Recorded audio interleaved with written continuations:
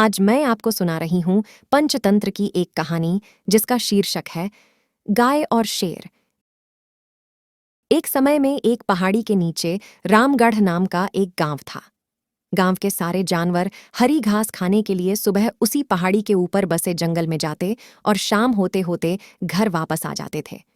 हर दिन की तरह लक्ष्मी नाम की एक गाय अन्य गायों के साथ उसी पहाड़ी के जंगल में घास खाने के लिए गई थी।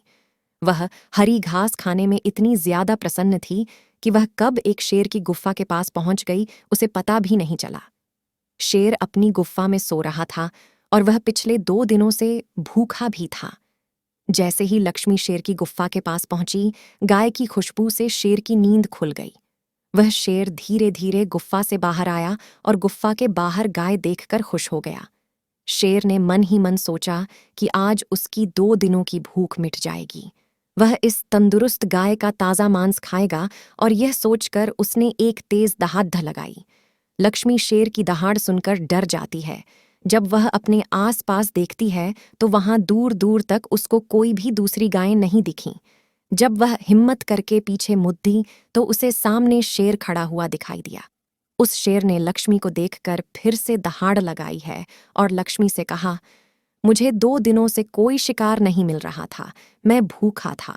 शायद इसलिए भगवान ने मेरा पेट भरने के लिए तुझे मेरे यहाँ पर भेजा है। आज मैं तुझे खाकर अपनी भूख मिटा लूंगा। शेर की बात सुनकर लक्ष्मी डर जाती है। वह रोते हुए शेर से कहती है, मुझे जाने दो, मुझे मत खाओ।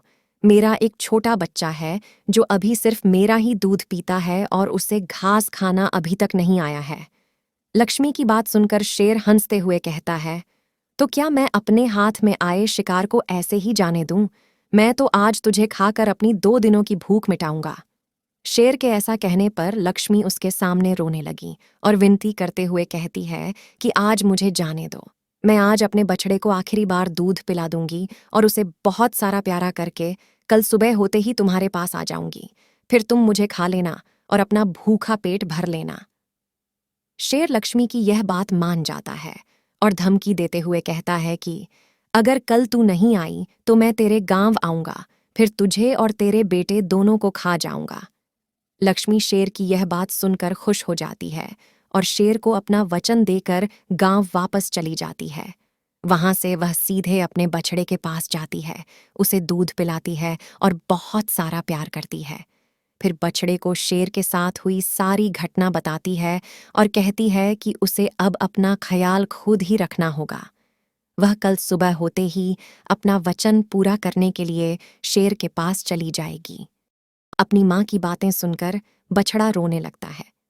दूसरे दिन सुबह होते ही लक्ष्मी जंगल की तरफ निकल जाती है और शेर की गुफा के सामने पहुंचकर शेर से कहती है, अपने वचन के अनुसार मैं तुम्हारे पास आ गई हूं, अब तुम मुझे खा सकते हो। गाय की आवाज सुनकर शेर अपनी गुफा से बाहर निकलकर आता है और भगवान के अवतार में प्रकट होते हैं। वह लक्ष्मी से कहते हैं, मैं तो बस तुम्हारी परीक्षा ले रहा था। तुम अपने वचन की पक्की हो, मैं इससे बहुत प्रसन्न हुआ। तुम अब अपने घर और बछड़े के पास वापस जा सकती हो।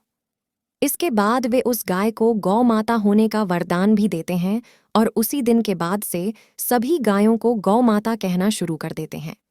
तो इस कहानी से हमें यह सीख मिलती है कि हमें जान की बाजी लगाते हुए भी अपने दिए हुए वचन को पूरा करना चाहिए। यही हमारे दृढ़ व्यक्तित्व को दर्शाता है।